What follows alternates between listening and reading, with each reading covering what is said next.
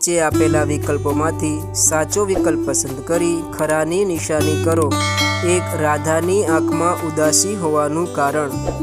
એ કદમની ડાળ, બી કૃષ્ણ મિલન, સી યમુનાનું વહેણ, ડી કૃષ્ણ માટેનો વિરહ।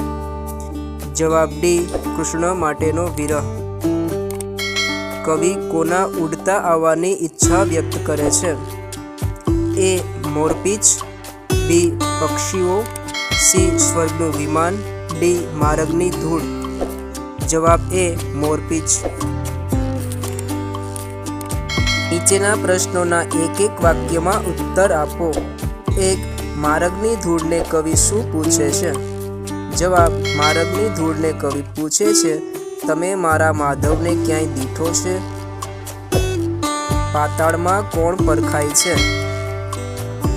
જવાબ પાતાળમાં હરિવર પરખાય છે। પ્રશ્ન 3, નીચેના પ્રશ્નોના 2-3 લીટીમાં જવાબ આપો। એક જળમાં કોનું તેજ રેલાઈ રહ્યું છે? જવાબ કૃષ્ણનો અને યમુનાનો નાતો જાણીતો છે। કવિ કહે છે કે યમુનાના જળમાં હરિવર સંતાયા છે। પાતાળે સંતાયેલા હરિવર તેજ જળની સપાટી પર રેલાઈ રહ્યા છે।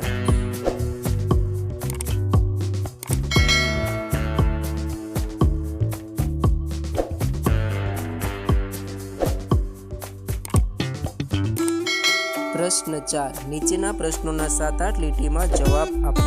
એક માધવને મેળવવા માટેની સૂરની તીવ્ર ઉત્કંઠા તમારા શબ્દોમાં લખો।